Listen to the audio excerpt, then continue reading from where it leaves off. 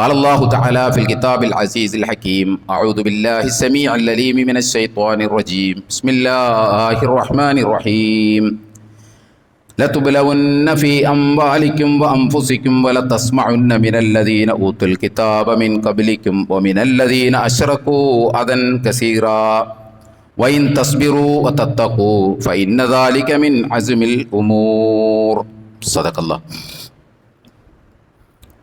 العلي العظيم وصدق وبلغ رسوله النبي الكريم ونحن على ذلك من الشاهدين الشاكرين والعاقبة للمتقين والحمد لله رب العالمين. സ്നേഹം നിറഞ്ഞ സത്യവിശ്വാസികളായ സഹോദരി സഹോദരന്മാരെ, പ്രപഞ്ചനാഥനായ അള്ളാഹുവിൻ്റെ വിധിവിലക്കുകൾ ലംഘിക്കാതെ വ്യക്തിജീവിതത്തെയും കുടുംബജീവിതത്തെയും സാമൂഹിക ജീവിതത്തെയും മുന്നോട്ട് നയിക്കണമെന്ന് ആദ്യമായി എന്നോടും പിന്നീട് നിങ്ങളെയും വസിയത്ത് ചെയ്യുകയാണ്, ഉപദേശിക്കുകയാണ്. ജീവിതത്തിലുടനീളം അള്ളാഹു സുബ്ഹാനഹു വ തആലയുടെ നിയമ നിർദ്ദേശങ്ങൾ അനുസരിച്ച് ജീവിക്കുവാനും അവസാനം പൂർണ്ണമായ ഈമാനോടുകൂടി ഈ ലോകത്ത് നിന്ന് വിട പറയുവാനും നാളെ അവൻ്റെ ജന്നാത്തുൽ ഫിർദൗസിൽ അംബിയാ മുർസലീങ്ങളോടൊപ്പം സന്തോഷം കഴിഞ്ഞുകൂടുവാനുമുള്ള തൗഫീഖ് നൽകി അർഹമുർ-റഹീമീനായ റബ്ബ് നമ്മെല്ലാവരെയും എല്ലാ അർത്ഥത്തിലും അനുഗ്രഹിക്കുമാറാകട്ടെ. നമുക്കറിയാം, ഇന്ത്യയിലെ മുസ്ലിങ്ങളെ സംബന്ധിച്ചിടത്തോളം അവർ ബഹുമുഖങ്ങളായ പ്രതിസന്ധികളാണ് അഭിമുഖീകരിച്ചുകൊണ്ടിരിക്കുന്നത്. ഒരു വശത്ത് ഭരണകൂടം തന്നെ മുൻകൈയെടുത്തുകൊണ്ട് മുസ്ലിം വിരുദ്ധമായ നിയമങ്ങൾ ആവിഷ്കരിച്ചുകൊണ്ടിരിക്കുന്നു. അതിലേറ്റവും പുതിയതാണ് വഖഫ് നിയമം ഭേദഗതി ചെയ്തത് എന്ന് നമുക്കെല്ലാവർക്കും അറിയാം. മറുവശത്ത് ഭരണകർത്താക്കൾ തന്നെ മുസ്ലിം വിരുദ്ധമായ വിദ്വേഷ പ്രസ്താവനകളും വെറുപ്പുൽപാദിപ്പിക്കുന്ന വർത്തമാനങ്ങളും പറഞ്ഞുകൊണ്ടിരിക്കുന്നു എന്ന കാര്യം കഴിഞ്ഞ ഖുതുബയിൽ നമ്മൾ ഇന്ത്യ ഹേറ്റ് ലാബ് റിപ്പോർട്ട് ഉദ്ധരിച്ചുകൊണ്ട് സൂചിപ്പിച്ചിരുന്നു. വേറൊരു വശത്ത് മുസ്ലിം വെറുപ്പുൽപാദിപ്പിക്കാൻ വേണ്ടി മുസ്ലിങ്ങൾക്കെതിരെ കല്ലുവച്ച നുണകളും പച്ചക്കള്ളങ്ങളും പറഞ്ഞുകൊണ്ടിരിക്കുന്നു. മറ്റൊരു വശത്ത് നോർത്ത് ഇന്ത്യയിൽ നമുക്ക് കാണാം, മുസ്ലിം വീടുകൾക്കും മുസ്ലിം വ്യാപാര സ്ഥാപനങ്ങൾക്കും നേരെ ബുൾഡോസർ രാജ് നടപ്പാക്കുന്നത് നമ്മൾ പത്രമാധ്യമങ്ങളിലൂടെ നമ്മൾ കേൾക്കാറുണ്ട്, കാണാറുണ്ട്. വേറൊരു വശത്ത് നമുക്കറിയാം, പശുവിൻ്റെയും ഗോമാംസത്തിൻ്റെയും ഒക്കെ പേരിൽ മുസ്ലിം സമൂഹത്തെ ശാരീരികമായി തന്നെ ഇല്ലായ്മ ചെയ്യാനുള്ള ശ്രമങ്ങളും നോർത്ത് ഇന്ത്യയിൽ സംഘപരിവാർ സംഘടനകൾ നടത്തിക്കൊണ്ടിരിക്കുന്നു എന്നതും വസ്തുതയാണ്. അപ്പോൾ അങ്ങനെ നമ്മളെ സംബന്ധിച്ചിടത്തോളം നമ്മൾ വിവിധങ്ങളായ പ്രതിസന്ധികൾ കേരളത്തിലും നമ്മുടെ രാജ്യത്തും ഒക്കെ മുസ്ലിങ്ങൾ അഭിമുഖീകരിക്കുന്നുണ്ട്. ഇതെങ്ങനെയാണ് ഇതിന് പരിഹാരം കാണേണ്ടത്? ഇത് ഏതെങ്കിലും അർത്ഥത്തിലുള്ള സായുധമായ നീക്കങ്ങളിലൂടെ ഇതിന് പരിഹാരം കാണാൻ കഴിയും? ആവേശകരമായ വൈകാരികമായ പ്രസംഗങ്ങൾ കാഴ്ചവെച്ചതുകൊണ്ട് ഇതിനു വല്ല പരിഹാരവും ഉണ്ടാകുമോ? അതല്ലെങ്കിൽ ഔചിത്യബോധമില്ലാത്ത സമീപനങ്ങൾ സ്വീകരിച്ചതുകൊണ്ട് അല്ലെങ്കിൽ അങ്ങനെയുള്ള നടപ്പാക്കലുകൾ കൊണ്ട് ഏതെങ്കിലും അർത്ഥത്തിൽ മുസ്ലിം സമൂഹം അഭിമുഖീകരിക്കുന്ന പ്രശ്നങ്ങൾ പരിഹരിക്കാൻ കഴിയും? ഒരിക്കലും കഴിയില്ല എന്ന് നമ്മൾ മനസ്സിലാക്കേണ്ടതുണ്ട്. ഇന്ത്യൻ ജനാധിപത്യത്തിൻ്റെയും മതേതരത്വത്തിൻ്റെയും സാധ്യതകളെക്കുറിച്ച് ആലോചിക്കുകയും ആ സാധ്യതകളിൽ നിന്നുകൊണ്ടുള്ള ജനകീയമായ പ്രക്ഷോഭങ്ങളും ജനാധിപത്യപരമായ പ്രതിഷേധങ്ങളുമാണ് യഥാർത്ഥത്തിൽ മുസ്ലിം സമൂഹം ഈ രാജ്യത്ത് നിർവഹിക്കേണ്ടത്. മതേതര വിശ്വാസികളെ ചേർത്തു പിടിച്ചുകൊണ്ട് അവരെ ഒറ്റക്കെട്ടായി അണിനിരത്തിക്കൊണ്ട് ജനാധിപത്യ പ്രക്ഷോഭങ്ങളും അതുപോലെ തന്നെ കോടതികൾ സമീപിച്ചുകൊണ്ട് നിയമ വ്യവഹാരങ്ങളിലൂടെയും നിയമ പോരാട്ടങ്ങളിലൂടെയുമാണ് മുസ്ലിം സമൂഹം അഭിമുഖീകരിച്ചുകൊണ്ടിരിക്കുന്ന പ്രശ്നങ്ങൾക്ക് പരിഹാരം കാണേണ്ടത്. അതല്ലാത്ത എന്ത് സമീപന രീതികളും അത്യന്തികമായി മുസ്ലിം വിരുദ്ധമായി മാറുകയും മുസ്ലിങ്ങളുടെ ലക്ഷ്യങ്ങൾ സാക്ഷാത്കരിക്കാൻ കഴിയാതെ വരികയും ചെയ്യും എന്ന് നമ്മൾ മനസ്സിലാക്കണം. വെറുതെ കുറേ വൈകാരികമായ പ്രഭാഷണങ്ങൾ നടത്തിയതുകൊണ്ടോ ആവേശം കൊണ്ട് എന്തെങ്കിലുമൊക്കെ വിളിച്ചു പറഞ്ഞതുകൊണ്ടോ എന്തെങ്കിലുമൊക്കെ ഔചിത്യക്കേട് കാണിച്ചതുകൊണ്ടോ ഒന്നും ഇവിടെ മുസ്ലിങ്ങൾ അഭിമുഖീകരിക്കാൻ പോകുന്ന പ്രശ്നങ്ങൾ പരിഹരിക്കില്ല എന്ന് മാത്രമല്ല, അതിനുപയോഗിക്കുന്നതെല്ലാം ബ്യൂമറാങ് പോലെ തിരിച്ചടിക്കുന്ന അവസ്ഥയാണ് യഥാർത്ഥത്തിൽ ഉണ്ടാവുക. ഒരുപക്ഷെ വൈകാരികമായി ചിന്തിക്കുന്ന ആളുകൾക്ക് ഞാൻ ഈ പറയുന്നത് ചിലപ്പോൾ ഉൾക്കൊള്ളാൻ കഴിയണമെന്നില്ല. പക്ഷേ അവധാനതയോടുകൂടി സമാധാനപരമായി നാട്ടിൽ നടക്കുന്ന സംഭവവികാസങ്ങളെയും കഴിഞ്ഞുപോയ ചരിത്രങ്ങളെയും ഒക്കെ മുന്നിൽ വെച്ചുകൊണ്ട് വളരെ അവധാനതയോടുകൂടി പഠിക്കുകയും ആലോചിക്കുകയും ഒക്കെ ചെയ്താൽ തിരിയാവുന്നതേ ഉള്ളൂ ഇത്. പക്ഷെ വൈകാരികമായി അഭിനിവേശം ബാധിച്ചിട്ടുള്ള ആളുകളെ സംബന്ധിച്ചിടത്തോളം അവർക്കിത് പക്ഷേ വേണ്ടത്ര അളവിൽ തിരിയണമെന്നില്ല. ഇത് പറയുന്നവരെ തന്നെ ഒരു പക്ഷേ അവർ കുറ്റപ്പെടുത്തുകയും ചെയ്യും.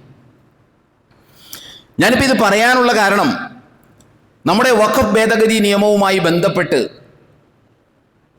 രാജ്യത്ത് പ്രക്ഷോഭങ്ങൾ നടന്നുകൊണ്ടിരിക്കുന്നു. നമ്മുടെ സംസ്ഥാനത്തും പ്രതിഷേധ സംഗമങ്ങളും പരിപാടികളും ഒക്കെ നടന്നുകൊണ്ടിരിക്കുകയാണ്. ഇതിൽ രണ്ട് സംഭവങ്ങളുമായി ബന്ധപ്പെട്ട രണ്ട് കാര്യങ്ങളാണ് ഞാൻ പറയാൻ ഉദ്ദേശിക്കുന്നത്. ഒന്നാമത്തേത്, നമുക്കറിയാം, ജമാഅത്തെ ഇസ്ലാമിയുടെ വിദ്യാർത്ഥി യുവജന വിഭാഗം ഈ പ്രതിഷേധത്തോടനുബന്ധിച്ച് കരിപ്പൂർ വിമാനത്താവളം ഉപരോധിക്കുന്ന ഒരു മാർച്ചും ഉപരോധവും ഒക്കെ സംഘടിപ്പിച്ചിരുന്നു. അതിനകത്ത് അവർ ചെയ്തത്, ആ പ്രകടനത്തിൻ്റെ മുൻപിൽ ഷഹീദ് ഹസനുൽ ബന്നയുടെയും ഷഹീദ് സയ്യിദ് ഖുതുബിൻ്റെയും ഷഹീദ് യഹിയ സിൻവാറിൻ്റെയും ഒക്കെ ഫോട്ടോ പതിച്ച പ്ലക്കാർഡുകൾ ഉയർത്തിപ്പിടിച്ചിരുന്നു. അത് ഉയർത്തിപ്പിടിച്ചത് ഗംഭീരമായ ആ പ്രതിഷേധങ്ങളെല്ലാം ആ പ്ലക്കാർഡുകൾ ഉയർത്തിപ്പിടിച്ചതുകൊണ്ട് അതിൻ്റെ മറയിൽപ്പെട്ട് മങ്ങിപ്പോയി എന്നതാണ് വസ്തുത. സ്ഥലകാല ബോധമില്ലാതെ, യാഥാർത്ഥ്യ ബോധമില്ലാതെ ചിലത് ചെയ്തു കൂട്ടിയാൽ അങ്ങനെയൊക്കെ ആയിരിക്കും സംഭവിക്കുക എന്ന് നമ്മളൊക്കെ തിരിച്ചറിയേണ്ടതുണ്ട്.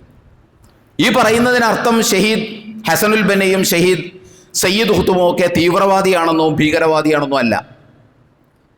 അവരൊക്കെ സ്വേച്ഛാധിപത്യ ഭരണകൂടങ്ങൾക്ക് നേരെ ഇസ്ലാമികമായ മൂല്യങ്ങൾ ഉയർത്തിപ്പിടിച്ചുകൊണ്ട്, മാനവികമായ മൂല്യങ്ങൾ ഉയർത്തിപ്പിടിച്ചുകൊണ്ട് നീതിക്ക് വേണ്ടി പോരാടി അതിനുവേണ്ടി നിലകൊണ്ടതിൻ്റെ പേരിൽ രക്തസാക്ഷിത്വം വരിച്ച ആളുകളാണ്. അത് തീവ്രവാദികളോ ഭീകരവാദികളോ ഒന്നുമല്ല.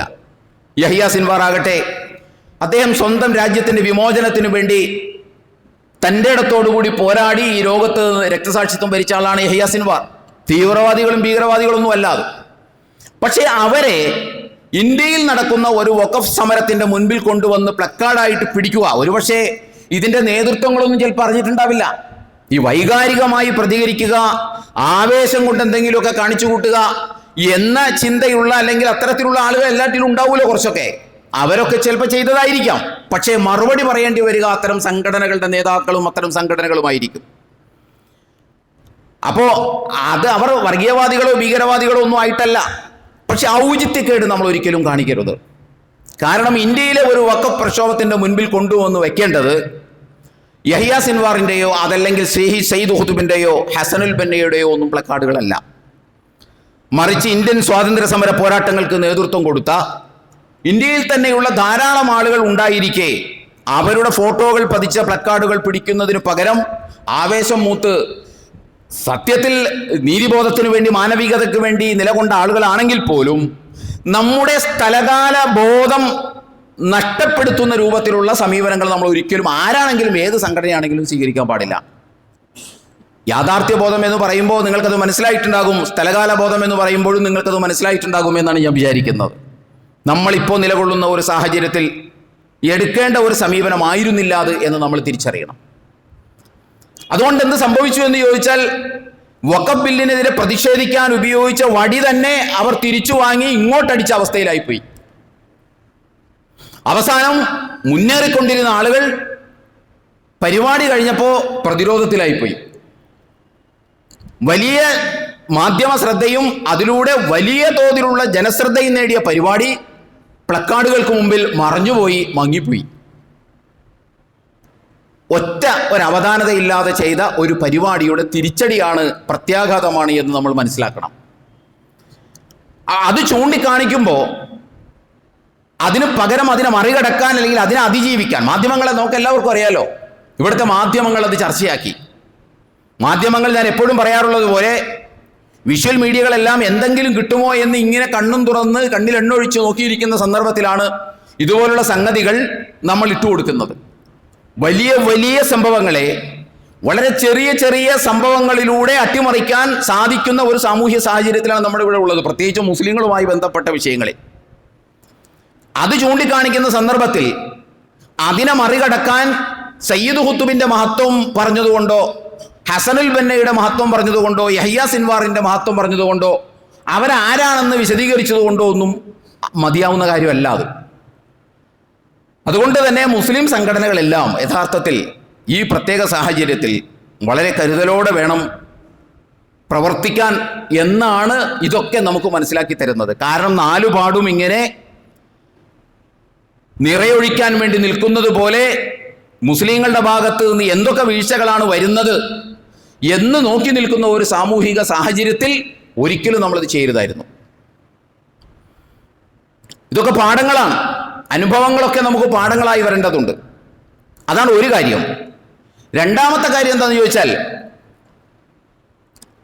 നമ്മുടെ ഈ വഖഫ് പ്രക്ഷോഭവുമായി ബന്ധപ്പെട്ട് തിരുവനന്തപുരം മഹല്ല് കോർഡിനേഷൻ കമ്മിറ്റിയുടെ നേതൃത്വത്തിൽ ഒരു രാജ്ഭവൻ മാർച്ച് തിരുവനന്തപുരത്ത് ഏപ്രിൽ മാസം 4-ാം തീയതി നടന്നു. ആ മാർച്ചിൽ ഒരു മൗലവി പ്രസംഗിക്കുന്നുണ്ട്. മൗലവിയുടെ പേരൊന്നും എനിക്കറിയില്ല. അദ്ദേഹം തന്നെ ആ പ്രഭാഷണത്തിൽ പറയുന്നത് അദ്ദേഹം ഖലീൽ അഹമ്മദ് ഇസ്ലാമിക് ഫൗണ്ടേഷന്റെ പ്രതിനിധിയാണ് എന്നാണ് അദ്ദേഹം തന്നെ അതിനകത്ത് പരിചയപ്പെടുത്തുന്നത്. തിരുവനന്തപുരം മുസ്ലിം കോർഡിനേഷൻ കമ്മിറ്റി നടത്തുന്നു എന്ന രൂപത്തിലാണ് ബാനറുകൾ ഉള്ളത്. അതിൽ അദ്ദേഹം നടത്തിയ പ്രഭാഷണം ഫേസ്ബുക്കിലൊക്കെ വൈറലായിരുന്നു.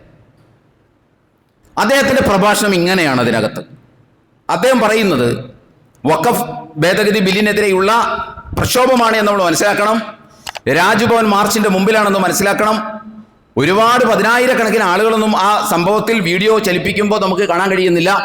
കുറച്ച് ആളുകളാണ് അതിനകത്ത് ഉള്ളത്. എന്തുമാകട്ടെ, ആളുകളുടെ എണ്ണമൊന്നും അല്ലല്ലോ തീരുമാനിക്കുന്നത്. അതിൽ അദ്ദേഹം പ്രസംഗിക്കുന്ന അദ്ദേഹത്തിൻ്റെ തന്നെ പ്രസംഗം വൈറലായിരുന്നു. അതിങ്ങനെയായിരുന്നു അദ്ദേഹം പറഞ്ഞത്: ഞങ്ങളുടെ ഏതെങ്കിലും ഒരു വഖഫ് സ്വത്ത് കയ്യേറാൻ ആരെങ്കിലും ഒരുത്തൻ തുനിഞ്ഞു വന്നാൽ കയ്യും കെട്ടി നോക്കി നിൽക്കാൻ ഈ ഉമ്മത്ത് തയ്യാറാവില്ല എന്ന് പ്രഖ്യാപിക്കുവാൻ ഞങ്ങൾ ആഗ്രഹിക്കുകയാണ്. ഉടനെ എല്ലാവരും കൂടി അല്ലാഹു അക്ബർ എന്ന് വിളിച്ച് അത് പാസ്സാക്കിയാണ്. പ്രസംഗം തുടരുന്നതിൻ്റെ കൂടെ വീണ്ടും പുള്ളി പറയാണ്, നമ്മൾ ആർക്കും കുടിക്കാൻ വെള്ളം കൊടുക്കും, പക്ഷേ ബദറിൻ്റെ ഒരു ചരിത്രമുണ്ട്. മുസ്ലിങ്ങൾ കുടിക്കാൻ വേണ്ടി കെട്ടിയുണ്ടാക്കിയ ടാങ്കിൽ നിന്ന് വെള്ളം മോഷ്ടിച്ചെടുക്കാൻ വന്ന ഒരു അക്രമിയെ മഹാനായ ഹംസത്തുൽ കർറാർ റളിയല്ലാഹു തആല അൻഹു കൈകാര്യം ചെയ്ത ഒരു ചരിത്രമുണ്ട് ബദറിൽ. തുടർന്ന് പുള്ളി പറയാണ്, ഞങ്ങളുടെ കാരുണ്യം നിങ്ങൾക്ക് വേണമെങ്കിൽ ചോദിച്ചോളൂ, ഞങ്ങൾ തരാം. പക്ഷെ കയ്യൂക്ക് കൊണ്ട് പിടിച്ചെടുക്കാൻ വന്നാൽ വീണ്ടും ഒരു ബദർ ആവർത്തിക്കാൻ ഈ സമുദായത്തിന് മടിയുണ്ടാവില്ല എന്നാണ് ഈ വേളയിൽ പ്രഖ്യാപിക്കാനുള്ളത്. കേട്ടതോടുകൂടി എല്ലാവരും കൂടി അല്ലാഹു അക്ബർ പറഞ്ഞ് അതും പാസാക്കി. നമ്മളൊന്ന് ആലോചിക്കേണ്ടത്, എന്തൊരു വർത്തമാനമാണിതെല്ലാം. വെറും വൈകാരികമായ ഒരു പ്രഭാഷണം. ഇവരെ പോലെയുള്ള ആളുകൾക്ക് ഞാൻ നേരത്തെ പറഞ്ഞ പോലെ ഒരു സ്ഥലകാല ബോധവുമില്ല, ഒരു ഔചിത്യ ബോധവുമില്ല. ഇദ്ദേഹം എന്താണ് വിചാരിച്ചത്? ഇവിടെ വഖഫ് ഭൂമി കയ്യേറാൻ വരുന്നത് ഇവിടുത്തെ സംഘപരിവാറിന്റെ സംഘടനകളുടെ പ്രവർത്തകർ കുറുവടിയും മുളകൊടിയൊക്കെ ആയിട്ട് വന്നിട്ടാണ് ഇത് കയ്യേറുക എന്നാണോ ഇവർ വിചാരിച്ചത്? ഞങ്ങൾ ബദർ ആവർത്തിക്കുമെന്നൊക്കെ പറയാൻ കയ്യിൽ കോലുമായി വടിയുമായി കുന്തവുമായിട്ടൊക്കെ വന്നാണ് ഈ വഖഫ് സ്വത്ത് കയ്യേറാൻ പോകുന്നത് എന്നാണോ ഇവർ ധരിച്ചത്?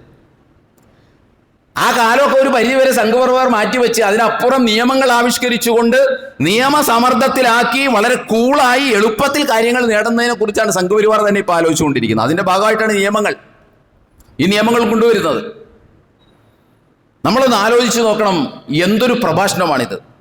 എന്താണ് ഇതുകൊണ്ട് നമുക്കുണ്ടാവുക സുഖം? ആകെ ഒറ്റ സുഖമേ ഉള്ളൂ. പ്രസംഗിച്ച സഹോദരന് എല്ലാവരും കൂടി അല്ലാഹു അക്ബർ വിളിച്ചപ്പോൾ മൂപ്പര് വിചാരിച്ചിട്ടുണ്ട് ഈ തരക്കേടില്ല, ഞാൻ പറഞ്ഞത് കുറുക്കി കൊണ്ടിട്ടുണ്ട് എന്ന് പുള്ളി ചിലപ്പോൾ വിചാരിച്ചിട്ടുണ്ടാകും. പുള്ളിക്ക് അതിൻ്റെ പേരിൽ ഒരു സംതൃപ്തി ഉണ്ടാകും. അതല്ലാത്ത എന്ത് നേട്ടമാണ് അത്തരം പ്രഭാഷണങ്ങൾ ഒരു രാജ്ഭവൻ മാർച്ചിൻ്റെ മുൻപിൽ പോയി നടത്തിയാൽ, അല്ലെങ്കിൽ എവിടെ നടത്തിയാലും അതിനെന്ത് ഗുണമാണ് ഉണ്ടാവുക? ഒരു ഗുണവും അതിനുണ്ടാവില്ല. ആ അല്പനിമിഷത്തേക്കുള്ള ഒരു വൈകാരികമായ ഒരു ശമനം ഉണ്ടാകും എന്നത് ഒഴിച്ചു നിർത്തിയാൽ അതിന് ദീർഘകാല അടിസ്ഥാനത്തിലുള്ള ഒരു റിസൾട്ടും അതിനുണ്ടാവില്ല എന്ന് നമ്മൾ മനസ്സിലാക്കണം. ഇവിടെയല്ല ഇതിൻ്റെ ഗൗരവം വരുന്നത്. ഇതിൻ്റെ ഗൗരവം വരുന്നത് എന്താണെന്ന് ചോദിച്ചാൽ, 4-ാം തീയതിയാണ് ഇദ്ദേഹം ഈ പ്രഭാഷണം നടത്തുന്നത്.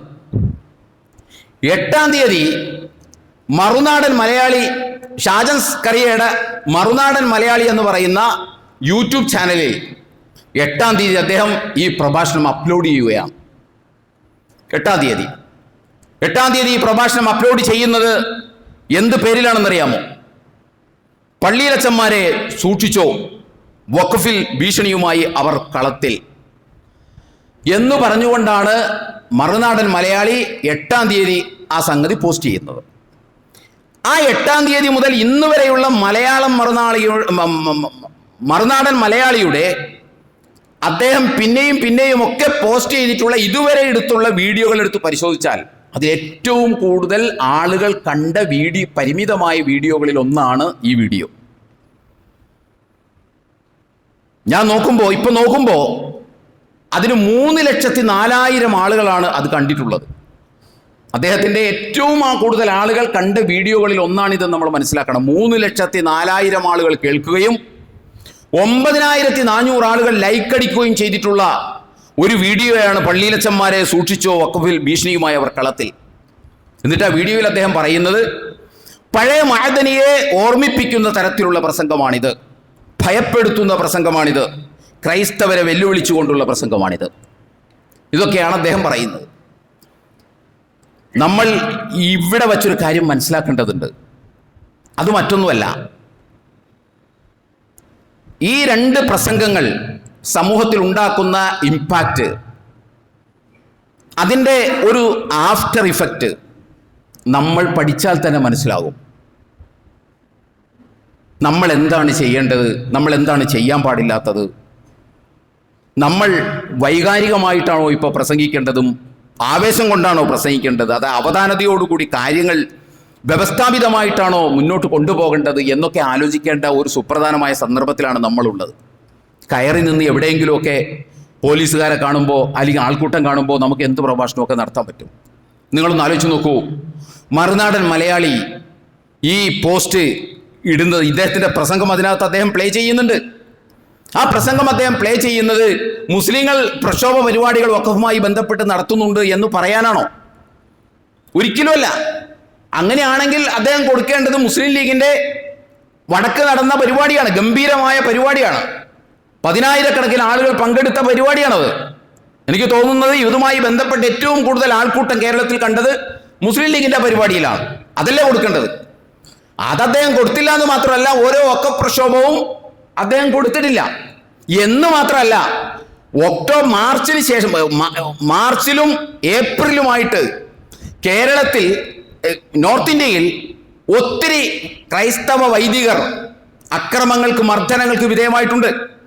നമുക്കറിയാം, ജബൽപൂരിൽ, അതുപോലെ തന്നെ പശ്ചിമ ബംഗാളിൽ, ഒറീസയിൽ, അതേപോലെ തന്നെ ഡൽഹിയിൽ, അങ്ങനെ ഒത്തിരി സ്ഥലങ്ങളിൽ ക്രൈസ്തവർ സംഘപരിവാറിന്റെ ശക്തമായ മർദ്ദനങ്ങൾക്കും പീഡനങ്ങൾക്കും വിധേയമായിട്ടുണ്ട്. അതുമായി ബന്ധപ്പെട്ട് ഒരൊറ്റ വീഡിയോ പോലും സംഘപരിവാറിനെതിരെ ഈ മറുനാടൻ മലയാളി ചെയ്തിട്ടില്ല. കാസയുടെ ഫേസ്ബുക്കിൽ, ഞാൻ കഴിഞ്ഞ ഹുതുബയിൽ പറഞ്ഞു, കാസയുടെ ഫേസ്ബുക്കിൽ പോയി നോക്കിയാൽ ക്രൈസ്തവർക്ക് നേരെയുള്ള ആക്രമണങ്ങൾക്ക് ഒരു അപലപനം പോലും അതിനകത്ത് നമുക്ക് കാണുക സാധ്യമേ അല്ല. മറിച്ച് മറുനാടൻ മലയാളി ഷാജൻ സ്കറിയ പറയുന്നത് ഒറ്റപ്പെട്ട സംഭവങ്ങളാണ് നോർത്ത് ഇന്ത്യയിൽ നടക്കുന്നത്, കേരളത്തിലെ ചിലര് എക്സാജറേറ്റ് ചെയ്യുന്നതാണ്, പർവ്വതീകരിച്ച് കാണിക്കുന്നതാണ് എന്നാണ് അദ്ദേഹം പറയുന്നത്. അവിടെ അങ്ങനെ ഇവിടെ പറയുന്ന പോലെയുള്ള പ്രശ്നങ്ങളൊന്നും ക്രൈസ്തവർക്ക് നേരെയില്ല. അതിവിടെ ചിലരാരാന്ന് നമുക്കറിയാലോ. അതിവിടെ ചിലര് എക്സാജറേറ്റ് ചെയ്ത് പറയുന്നതാണ് എന്നാണ് മറുനാടൻ മലയാളി പറയുന്നത്. ആ മറുനാടൻ മലയാളി ഈ വീഡിയോ അപ്ലോഡ് ചെയ്യണമെങ്കിൽ അയാളുടെ ഉദ്ദേശം, അദ്ദേഹത്തിൻ്റെ ഉദ്ദേശം എന്തായിരിക്കും നമുക്കെല്ലാവർക്കും വ്യക്തമാണ്. കാരണം ഈ വീഡിയോ അപ്ലോഡ് ഇപ്പോൾ എല്ലാവരും ശ്രമിച്ചുകൊണ്ടിരിക്കുന്നത്, പ്രത്യേകിച്ച് നമ്മുടെ കാശ്മീർ സംഭവത്തോടനുബന്ധിച്ച്, പൽഗാമയിലുണ്ടായ ഭീകരാക്രമണത്തോടനുബന്ധിച്ച് എല്ലാവരും ആലോചിച്ചുകൊണ്ടിരിക്കുന്നത് മുസ്ലിങ്ങൾക്കെതിരെ എന്താണ് കിട്ടുക, മുസ്ലിങ്ങളെ തെറ്റിദ്ധരിപ്പിക്കാൻ, മുസ്ലിങ്ങളെ വെറുപ്പിക്കാൻ, അവരോട് ദേഷ്യം തോന്നാൻ, അവരോട് വെറുപ്പ് തോന്നാൻ എന്താണ് പറയാൻ പറ്റുക എന്നൊക്കെ നോക്കിക്കൊണ്ടിരിക്കുകയാണ്. ഇപ്പോഴല്ല, നേരത്തെയും അങ്ങനെ തന്നെയാണ്. അപ്പോ അദ്ദേഹത്തിനറിയാം ഇതിനകത്ത് മുസ്ലിങ്ങളെ വെറുപ്പിക്കാൻ, മുസ്ലിങ്ങളോട് വിരോധം തോന്നാൻ, ദേഷ്യം തോന്നാൻ പറ്റിയ കണ്ടന്റ് ഉണ്ട്, അല്ലെങ്കിൽ എലമെന്റ് ഉണ്ട് എന്ന് ഷാജൻ സ്കറിയക്ക് അറിയാം. അതുകൊണ്ടാണ് ഷാജൻ സ്കറിയ ഇതെടുത്ത് അപ്ലോഡ് ചെയ്തിട്ട് അച്ഛന്മാരെ നോക്കിക്കോ, സൂക്ഷിച്ചോ, ഇതിപ്പോ ഇവർ കളത്തിൽ ഇറങ്ങിയിട്ടുണ്ട് എന്നൊക്കെ പറയുന്നത്. അത്രേ അതുണ്ടാവുള്ളൂ. അതുകൊണ്ടുള്ള ഗുണം അതാണ്. ഇനി ഇതിന്റെ ഇമ്പാക്ട് നമുക്ക് നോക്കാം. രാജ്ഭവനിൽ 4-ാം തീയതി രാജ്ഭവന്റെ മുമ്പിൽ നിന്ന് ഈ മൗലവി ആവേശം കൊണ്ട് ഞങ്ങൾ ഇനി ബദർ ആവർത്തിക്കും. ബദർ ആവർത്തിച്ച് പരിഹരിക്കേണ്ട കാര്യമാണോ ഈ പ്രശ്നം? നമ്മളൊന്ന് ആലോചിച്ച് നോക്കിയേ. ബദർ ആവർത്തിച്ച് പരിഹരിക്കാൻ പറ്റുന്നൊരു കാര്യമാണോ ഇത്? ഇത് നിങ്ങൾ നോക്കൂ, അദ്ദേഹത്തിന്റെ ആ പ്രസംഗം, ആ മൗലവിയുടെ ആ പ്രസംഗം എന്ത് എഫക്റ്റാണ് ഉണ്ടാക്കിയിട്ടുണ്ടാവുക? ഒന്ന് ആലോചിച്ച് നോക്കൂ നിങ്ങൾ. അദ്ദേഹം അവിടെ നിന്ന് വൈകാരികമായി പ്രസംഗിച്ചു. എന്ത് എഫക്റ്റ് ഉണ്ടായിട്ടുണ്ടാവുക? ഞാൻ നേരത്തെ സൂചിപ്പിച്ചതുപോലെ അദ്ദേഹത്തിനൊരു ആത്മസംതൃപ്തി ഉണ്ടായി. ഞാൻ എന്തോ വലിയ കാര്യം പറഞ്ഞു. ആ കാര്യം പറഞ്ഞപ്പോൾ എല്ലാവരും കൂടി തക്ബീർ ചൊല്ലിയപ്പോൾ ആ പറഞ്ഞ കാര്യം കുറുക്കി കൊണ്ടിട്ടുണ്ട്, ലക്ഷ്യത്തിൽ എത്തിയിട്ടുണ്ട് എന്ന് പുള്ളിക്ക് തോന്നി. ഒരു സുഖം അപ്പം ഉണ്ടാകും. അതല്ലാതെ ആ പ്രസംഗം കൊണ്ട് എന്ത് ഗുണമാണ് അവിടെ ഉണ്ടായവർക്കും അത് കേട്ടവർക്കും ഉണ്ടാവുക? ആ ഒരു സുഖം കിട്ടും. അല്ലാതെ എന്ത് എഫക്റ്റാണ് അതിനുണ്ടാവുക? നിങ്ങൾ ഈ ഇരിക്കുന്ന ഇരിപ്പിൽ നിങ്ങളൊന്ന് ആലോചിച്ച് നോക്കൂ. എന്ത് എഫക്റ്റാണ് അതിനുണ്ടാവുക? വേറെ ഒരു എഫക്റ്റ് ഉണ്ടാവില്ല. അവിടെ പറഞ്ഞു, അത് കേട്ടു, അത് അവിടെ കഴിഞ്ഞു അതിൻ്റെ എഫക്റ്റ്. അവിടെ കഴിഞ്ഞു അതിൻ്റെ എഫക്റ്റ്. അതല്ലാത്ത ഒരു എഫക്റ്റും അതിനുണ്ടാവില്ല എന്നത് 100% ഉറപ്പാണ്. ഒരാവേശം, അതും ഇൻറ്ററീമായിട്ടുള്ളൊരു ആവേശം, താൽക്കാലികമായൊരാവേശം. അതേസമയം ആ വീഡിയോ കിട്ടിയ പാടെ അപ്ലോഡ് ചെയ്ത മറുനാടൻ മലയാളി അത് ചെയ്തതിലൂടെ അയാൾക്കുണ്ടായിട്ടുള്ള അല്ലെങ്കിൽ അതിന് ലഭിക്കുന്ന ഒരു ആഫ്റ്റർ എഫക്റ്റ് എന്താ? വലിയ അളവിലാണ്, വലിയ അളവിലാണ്. 3 ലക്ഷത്തി ചില്ലാനം ആളുകൾ അത് കണ്ടപ്പോ, 9400 ആളുകൾ അതിന് ലൈക്ക് ചെയ്തപ്പോ എന്താ ഉണ്ടായത്? അവരുടെ മനസ്സിലും ഏതൊക്കെയോ അർത്ഥത്തിൽ മുസ്ലിങ്ങളോട് വിരോധമുണ്ടായി. ഇദ്ദേഹത്തിന് എന്താ ഉണ്ടാക്കാൻ പറ്റിയത്? ഇദ്ദേഹത്തിന്റെ പ്രസംഗത്തിന്റെ ആഫ്റ്റർ എഫക്റ്റ് എന്താണ്? Big zero. മറുനാടൻ മലയാളിയുടെ ആ അപ്ലോഡ് വീഡിയോയുടെ ആഫ്റ്റർ എഫക്റ്റ് എന്താണ്? മൾട്ടിപ്പിൾ എഫക്റ്റ് ആണ്. അതിന് മൾട്ടിപ്പിൾ എഫക്റ്റ് ആണ് ഉണ്ടാവുക. കാരണം ഒരുപാട് ആളുകൾ അപ്പൊ ഇതാണ് മുസ്ലിങ്ങൾ, ഇവർ കണ്ടില്ലേ, കാണിക്കാൻ പോകുന്നത് കണ്ടില്ലേ എന്നൊക്കെ പറഞ്ഞുകൊണ്ടുള്ള വിരോധം അങ്ങോട്ട് അവരുടെ മനസ്സിൽ തിളച്ചു മറിയും എന്നതല്ലാതെ വേറെ എന്ത് എഫക്റ്റാണ് അതിനുണ്ടാവുക? ആ എഫക്റ്റ് നമ്മൾക്ക് അനുകൂലമാണോ? നമുക്ക് അനുകൂലമാണോ ഉണ്ടാവുക? ഒരിക്കലുമല്ല. ഒരിക്കലും നമുക്ക് അനുകൂലമായിട്ടുണ്ടാവുകയല്ല സംഭവിക്കുക. നിങ്ങളൊന്ന് ആലോചിച്ച് നോക്കണം. പിന്നെ വഖഫ് ഭേദഗതി ബില്ല് തന്നെ നമുക്കെതിരാണ്. ആ ഭേദഗതി ബില്ല് തന്നെ നമുക്കെതിരാണ്. അതിനെതിരെ നമ്മൾ പ്രക്ഷോഭം നടത്തുമ്പോൾ ആ പ്രക്ഷോഭവും നമുക്കെതിരായി വരുന്നൊരവസ്ഥയാണ് ഇപ്പം ഉണ്ടാവുക. അതല്ല ഉണ്ടാവുന്നത്. വഖഫ് ഭേദഗതി ബില്ലോ നമുക്കെതിരാണ്. അവസാനം അത് മാറ്റാൻ വേണ്ടി നമ്മൾ നടത്തുന്ന സമര പോരാട്ടങ്ങളും ബലത്തിൽ പ്രയോഗത്തിൽ നമുക്കെതിരായി വരുന്നൊരവസ്ഥ. ബ്യൂമറാങ് പോലെ. നമ്മൾ സാധാരണ പറയാറില്ലേ, വെളുക്കാൻ തേച്ചത് പാണ്ടായതുപോലെ, വെളുക്കാൻ തേച്ചത് അലർജി ആയതുപോലെയായി നമ്മൾ പ്രസംഗിച്ചു വരുമ്പോഴും നമ്മൾ പറഞ്ഞു വരുമ്പോഴും. അതുകൊണ്ട് ഈ വൈകാരിക പ്രഭാഷണങ്ങൾക്കൊന്നും നമുക്കൊരു നേട്ടവും ഉണ്ടാക്കി തരാൻ പറ്റില്ല എന്ന് മാത്രമല്ല, നമ്മെ വെറുപ്പിക്കാൻ, നമ്മെ ശത്രുക്കളായി കാണാൻ ആഗ്രഹിക്കുന്ന ആളുകളുടെ കയ്യിലേക്ക് ഒരു വടി കൂടി നമ്മൾ തന്നെ വെട്ടിയൊടിച്ച് ക്ലിയറാക്കി കൊടുക്കുന്നത് പോലെയാണ് നമ്മെ അടിക്കാൻ ഇതൊക്കെ ഉണ്ടാക്കുന്ന അത്രയും എഫക്റ്റേ ഉള്ളൂ. അതുകൊണ്ട് നമുക്ക് നേതൃത്വം നൽകുന്ന പണ്ഡിതന്മാരും നേതാക്കന്മാരും മൗലവിമാരും ഒക്കെ പ്രഭാഷണങ്ങൾ നടത്തുമ്പോൾ വളരെ അവധാനതയോടുകൂടി വേണം പ്രഭാഷണങ്ങൾ നടത്താൻ. വളരെ അവധാനതയോടുകൂടി വേണം പ്രഭാഷണങ്ങൾ നടത്താൻ. നമ്മളൊക്കെ ആലോചിക്കേണ്ടതും ഈ മൗലവിമാരെ പോലെയുള്ള ആളുകൾ ആലോചിക്കേണ്ടതും ഇവരെക്കാളെല്ലാം വിപ്ലവ വീര്യത്തോടുകൂടി ഇവിടെ ഈ പ്രസംഗങ്ങളും വൈകാരിക പ്രസംഗങ്ങളും പ്രഭാഷണങ്ങളും ഒക്കെ നടത്തിയ കാലം കഴിഞ്ഞുപോയിട്ടുണ്ട്. വിദേശത്തല്ല, ഇന്ത്യയിലല്ല, ഇന്ത്യയിൽ ഈ കേരളത്തിൽ ഉണ്ടായിട്ടുണ്ട്.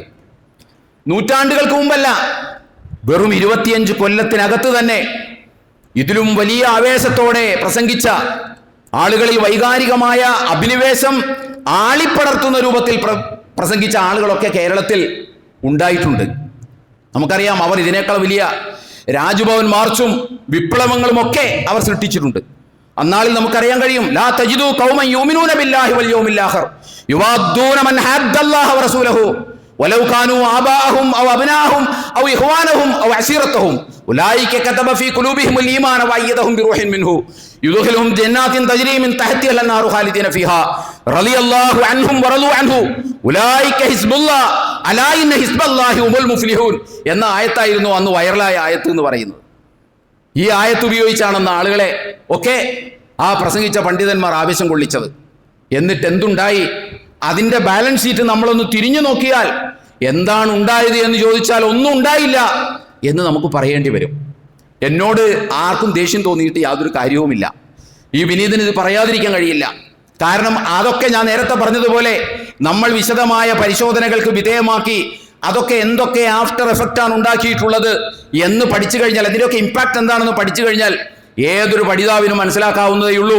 അത്തരം പ്രഭാഷണങ്ങളൊന്നും അൾട്ടിമേറ്റ്ലി മുസ്ലിം സമൂഹത്തിന് ഉപകാരപ്പെടുകയല്ല ചെയ്തത് എന്ന് മാത്രമല്ല, മുസ്ലിം സമൂഹത്തിന് ഉപദ്രവവും സൃഷ്ടിച്ചിട്ടുണ്ട് എന്ന് നമുക്ക് മനസ്സിലാക്കാൻ സാധിക്കും. അതിൻ്റെയൊക്കെ ആളുകളായിട്ടുള്ള നടന്ന ആളുകളോട് നമ്മൾ സ്വകാര്യമായി സമീപിച്ചാൽ, സംസാരിച്ചാൽ തന്നെ അവർക്ക് മനസ്സിലാകും അതൊക്കെ വെറും ആവേശം കൊണ്ട് പറഞ്ഞതായിരുന്നു, അതിനൊന്നും നേരെ ചൊവ്വേ ഒരു എഫക്റ്റ് ഉണ്ടായിട്ടില്ല എന്ന് അവർ പറഞ്ഞു തരും നമുക്ക്. അതുകൊണ്ട് നമ്മൾ അത്തരം വൈകാരികമായ പ്രഭാഷണങ്ങൾക്കും കാര്യങ്ങൾക്കുമല്ല, നമ്മൾക്ക് ഈ വികാരം കൊണ്ട് നമ്മുടെ വിവേകം നഷ്ടപ്പെട്ടു പോകുന്നുണ്ടോ എന്ന് നമ്മൾ സംശയിക്കണം. വികാരം കൊണ്ട് വിവേകം നഷ്ടപ്പെട്ടു പോകുന്ന ഒരവസ്ഥയിലേക്ക് നമ്മൾ പോകരുത്. ഞാൻ പറയുന്നത് ഒരിക്കലും അത്തരം പ്രഭാഷണങ്ങൾക്ക് നമ്മൾ തക്ബീർ വിളിക്കാൻ നടക്കുന്ന ആളുകളായി നടക്കരുത്. അത്തരം പ്രഭാഷണങ്ങളെ നമ്മൾ ഒരിക്കലും പ്രോത്സാഹിപ്പിക്കരുത്.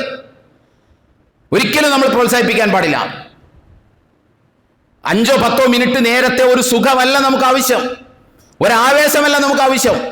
നമ്മളും നമ്മുടെ വരാൻ പോകുന്ന തലമുറയും അഭിമുഖീകരിക്കാൻ പോകുന്ന പ്രശ്നങ്ങളെ അവധാനതയോടുകൂടി മനസ്സിലാക്കി അതിനെ വളരെ ജനാധിപത്യപരമായി പ്രതിരോധിക്കാൻ എങ്ങനെ സാധിക്കും എന്നാണ് നമ്മൾ ആലോചിക്കേണ്ടത്. ഇപ്പോഴും ഈ വഖഫ് ബില്ലിൽ നമ്മൾ എന്താ ചെയ്തത്? കോടതിയെ സമീപിച്ചു. കോടതിയാണ് ഇന്നും നമുക്ക് ആശ്രയം, കോടതിയിലാണ് ഇന്നും നമുക്ക് പ്രതീക്ഷയുള്ളത്. ആ പ്രതീക്ഷയുടെ ഫസ്റ്റ് പാർട്ട് ഏറെക്കുറെ നമുക്ക് ലഭിച്ചു കഴിഞ്ഞു. ബാക്കി അല്ലാഹുവിങ്കലാണ് എന്താണ് സംഭവിക്കാൻ പോകുക എന്നുള്ളത്. അത്തരം മാർഗങ്ങളും ജനാധിപത്യപരമായ പ്രക്ഷോഭങ്ങളുമാണ് നമുക്ക് ഏറ്റവും കരണീയമായിട്ടുള്ളത്. നമ്മൾ മനസ്സിലാക്കണം. നിങ്ങളൊന്ന് ആലോചിച്ച് നോക്കൂ, വിശുദ്ധ ഖുർആനിൽ ഞാൻ ആമുഖത്തിൽ ഓതി വെച്ചത് അതാണ്. ലതുബ്ലവുന്ന ഫീ അംവാലിക്കും വഅൻഫുസിക്കും വലതസ്മഉന്ന മിനല്ലദീന ഊതുൽ കിതാബ മിൻ ഖബ്ലിക്കും വമിനല്ലദീന അശ്റകൂ അദൻ കസീറ വഇൻ തസ്ബിറൂ വതത്തഖൂ ഫഇന്ന ദാലിക മിൻ അസ്മിൽ ഉമൂർ. വിശുദ്ധ ഖുർആൻ 3-ാം അധ്യായം സൂറത്ത് ആൽ ഇംറാൻ 186-ാമത്തെ വചനം. നിങ്ങളെ ഞാൻ സമ്പത്തിന്റെ കാര്യത്തിലും ശരീരത്തിന്റെ കാര്യത്തിലും ജീവന്റെ കാര്യത്തിലൊക്കെ ഞാൻ നിങ്ങളെ പരീക്ഷിക്കും. മാത്രമല്ല, നിങ്ങളല്ലാത്ത മറ്റു മതസ്ഥരുടെ ഭാഗത്ത് നിന്ന് ഒട്ടേറെ അശ്ലീല വർത്തമാനങ്ങളും ഒട്ടേറെ രാജ്യദ്രോഹ വർത്തമാനങ്ങളും ഒട്ടേറെ അനാവശ്യ വർത്തമാനങ്ങളും നിങ്ങൾ കേൾക്കേണ്ടി വരും. ആ സന്ദർഭങ്ങളെല്ലാം വൈൻ തസ്ബിറൂ വതത്തഖൂ, നിങ്ങൾ സ്വബ്ർ പാലിക്കുകയും നിങ്ങൾ തഖ്വ പാലിക്കുകയും ചെയ്താൽ ഫഇന്ന ദാലിക മിൻ അസ്മിൽ ഉമൂർ.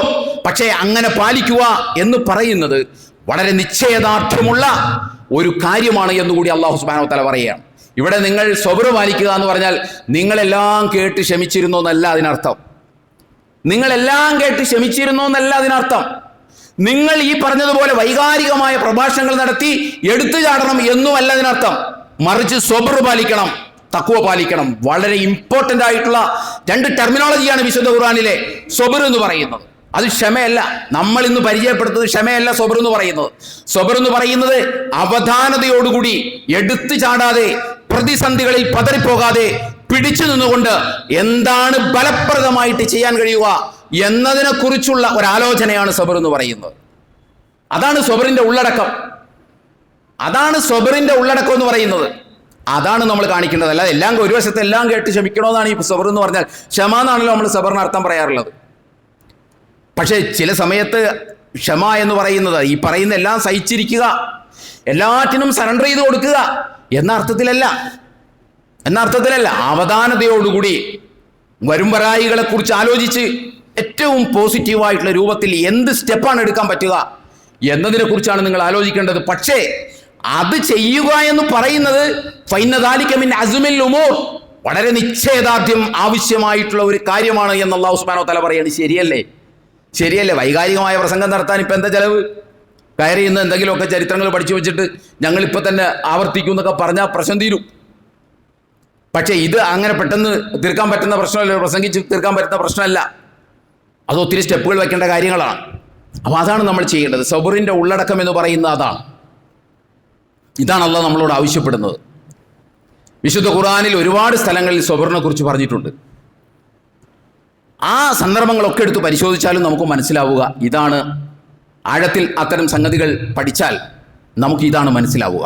അതുകൊണ്ട് ഒരിക്കലും നമ്മൾ, എൻ്റെ ഖുതുബ കേൾക്കുന്ന ആളുകളോട് ഞാൻ പറയുകയാണ്, നമ്മളൊരിക്കലും വൈകാരികമായ ഞാൻ കഴിഞ്ഞ ഖുതുബയിൽ ഞാൻ സൂചിപ്പിച്ചല്ലോ, വൈകാരികമായ നമ്മുടെ വർത്തമാനങ്ങൾ പലപ്പോഴും വർഗീയമായി പോകും എന്നതാണ് അതിൻ്റെ ഒരു പ്രത്യേകത. നമുക്ക് വികാരം കയറുമ്പോൾ നമ്മുടെ വിവേകം നഷ്ടപ്പെട്ടു പോകും. വികാരം കയറുമ്പോൾ നമ്മുടെ വിചാരം നഷ്ടപ്പെട്ടു പോകും. അങ്ങനെ എന്താണ്, ആരോടാണ് പറയേണ്ടത്, എങ്ങനെയാണ് പറയേണ്ടത്, ഏത് സന്ദർഭത്തിലാണ് പറയേണ്ടത് എന്ന മൊത്തം വിവേകം നമുക്ക് പോകും. കാരണം നമ്മുടെ ബുദ്ധി അപ്പം പ്രവർത്തിക്കില്ല. ഇതില്ല എന്ന് ഞാൻ ഉറപ്പിച്ചു പറയുന്നത് കേരളത്തിന്റെ 10-25 കൊല്ലത്തെ ചരിത്രം മുൻപിൽ വെച്ചുകൊണ്ടാണ്. അത് വിശദീകരിക്കാൻ ഇപ്പൊ സമയപരിമിതി ഉള്ളത് കൊണ്ട് നമ്മൾ അതിലേക്ക് പോകുന്നില്ല. പ്രശ്നങ്ങൾക്ക് പരിഹാരം കാണേണ്ടത് എപ്പോഴും, ഇന്ത്യ ഇപ്പോഴും ഒരു മതേതര ജനാധിപത്യ രാജ്യമാണ്. ആ മതേതര ജനാധിപത്യത്തിന്റെ സാധ്യതകൾ പരമാവധി ഉപയോഗപ്പെടുത്തുക. കോടതികളുണ്ട്, ആ കോടതികളിലൂടെ നിയമ പോരാട്ടങ്ങൾ നടത്തി നമ്മൾ നേടിയെടുത്തതെല്ലാം എന്തെങ്കിലും നേടിയെടുത്തിട്ടുണ്ടെങ്കിൽ അങ്ങനെ ഇവിടെ നേടിയെടുത്തിട്ടുള്ളൂ. അതിനപ്പുറം വൈകാരികമായി വർത്തമാനങ്ങൾ പറഞ്ഞവർക്ക് പ്രതിസന്ധിയിൽ അകപ്പെട്ട സന്ദർഭങ്ങളിൽ അവർ പറഞ്ഞ രൂപത്തിലുള്ള കാര്യങ്ങളിലൂടെ ഒന്നും ഒരു പ്രശ്നവും ഇവിടെ പരിഹരിക്കപ്പെട്ടിട്ടില്ല എന്ന് നമുക്ക് മനസ്സിലാകും. ഇതാരെയും ദുർബലപ്പെടുത്താൻ പറയുന്നതല്ല, വിവേകം നഷ്ടപ്പെടാതിരിക്കാൻ പറയുന്നതാണ്, വിചാരം നഷ്ടപ്പെടാതിരിക്കാൻ പറയുന്നത്. അതുകൊണ്ടാണ് ഞാൻ പറയുന്നത്, അത്തരം വൈകാരിക പ്രഭാഷണങ്ങൾക്ക് അല്ലാഹു അക്ബർ വിളിക്കുന്നവരായി നമ്മൾ മാറരുത്. നമുക്ക് ചരിത്രം നമുക്ക് അനുഭവം ആയി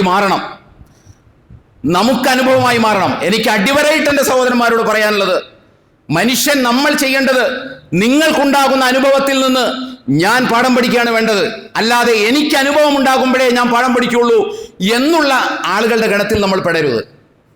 ഇന്നലെകളിൽ ഉണ്ടായ അനുഭവങ്ങൾ കണ്ട് പഠിക്കാൻ നമുക്ക് സാധിക്കണം. അല്ലാതെ എനിക്ക് അനുഭവം ഉണ്ടാകുമ്പോഴേ ഞാൻ പഠിക്കുള്ളൂ എന്ന് വരുന്നത് മനുഷ്യൻ എന്നുള്ള നിലക്ക് ദൗർബല്യമാണത്. ആ ഒരവസ്ഥയിലേക്ക് നമ്മളാരും കടന്നു പോകാതിരിക്കണം. ആ കാര്യങ്ങൾ നമ്മളെല്ലാവരും ശ്രദ്ധിക്കണം. അല്ലാഹു സുബ്ഹാനഹു വ തആല നമ്മെ അനുഗ്രഹിക്കുമാറാകട്ടെ. മറ്റൊരു കാര്യം സൂചിപ്പിക്കാനുള്ളത്, നമുക്ക് എല്ലാവർക്കും അറിയാം, കഴിഞ്ഞ തിങ്കളാഴ്ച ഇന്ത്യൻ സമയം 11:30 ലോകത്തെ കത്തോലിക്ക 140 കോടിയോളം വരുന്ന കത്തോലിക്കരെ നയിക്കുന്ന ഫ്രാൻസിസ് മാർപ്പാപ്പ അദ്ദേഹം ഈ ലോകത്തോട് വിട പറഞ്ഞുപോയി. തിങ്കളാഴ്ച ഇന്ത്യൻ സമയം 11:30 അദ്ദേഹം ഈ ലോകത്തോട് വിട പറയുന്നത്. അദ്ദേഹത്തെ സംബന്ധിച്ചിടത്തോളം നമുക്കറിയാം, മുസ്ലിങ്ങളും ക്രൈസ്തവ സമൂഹവും തമ്മിലുള്ള ബന്ധങ്ങൾക്ക് പുതിയ മാനങ്ങൾ നൽകിയ ഒരു മാർപ്പാപ്പയാണ് ഫ്രാൻസിസ് മാർപ്പാപ്പ എന്ന് പറയുന്ന ഇപ്പോൾ കാലം ചെയ്ത മനുഷ്യൻ. അദ്ദേഹത്തെ സംബന്ധിച്ച് അദ്ദേഹം എക്കാലവും മുസ്ലിം സമൂഹവും ക്രൈസ്തവ സമൂഹവും തമ്മിൽ സ്നേഹത്തിൻ്റെയും സൗഹൃദത്തിൻ്റെയും ഒരന്തരീക്ഷത്തിലാണ് കഴിഞ്ഞുകൂടേണ്ടത് എന്ന് വിചാരിക്കുകയും അതിനുവേണ്ടിയുള്ള വർത്തമാനങ്ങൾ പറയുകയും ചെയ്ത ഒരു മാർപ്പാപ്പയാണ്. അതുപോലെ തന്നെ നമുക്കറിയാം, അദ്ദേഹം മർദ്ദിതർക്കും അതുപോലെ തന്നെ നീതി നിഷേധിക്കപ്പെട്ടവർക്കും അവരോട് ഐക്യപ്പെടുകയും അത്തരത്തിലുള്ള നിലപാടുകളും സമീപനങ്ങളും സ്വീകരിച്ച ഒരു ക്രൈസ്തവ മേലധ്യക്ഷനാണ്. എന്നു മാത്രമല്ല, അദ്ദേഹത്തിൻ്റെ മരണത്തിൻ്റെ തൊട്ട് തലേന്ന് പോലും അദ്ദേഹം, നമുക്കറിയാം, ഏറ്റവും ചുരുങ്ങിയത് എനിക്ക് തോന്നുന്നത്, ഞാനത് പറയുകയും കൂടി ഇവിടെ ചെയ്തിട്ടുണ്ട്, 5 പ്രാവശ്യമെങ്കിലും ഗസയിലെ ഇസ്രായേലിൻ്റെ ആക്രമണം നിർത്തണം എന്ന് പറഞ്ഞൊരു മാർപ്പാപ്പയും കൂടിയാണ്. 5 പ്രാവശ്യം. അവസാനം ഈസ്റ്ററിൻ്റെ അന്ന് അദ്ദേഹം നൽകിയ അനുഗ്രഹ പ്രഭാഷണത്തിൽ പോലും ഗസയെക്കുറിച്ച് ഓർക്കാൻ അദ്ദേഹം മറന്നില്ല എന്ന് നമ്മൾ മനസ്സിലാക്കണം.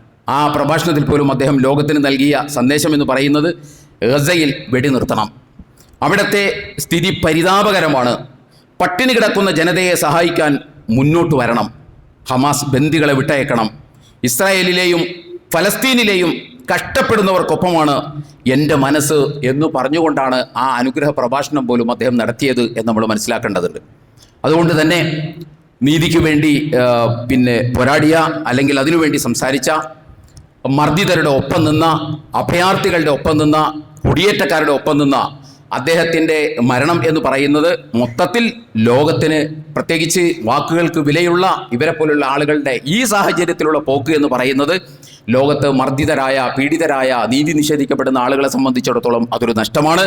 അതുകൊണ്ട് തന്നെ അദ്ദേഹത്തിൻ്റെ മരണത്തിൽ നാളെ അദ്ദേഹത്തിൻ്റെ കബറടക്കം നടക്കുകയാണ്. ശനിയാഴ്ച നാളെ അദ്ദേഹത്തിൻ്റെ കബറടക്കം നടക്കുകയാണ്.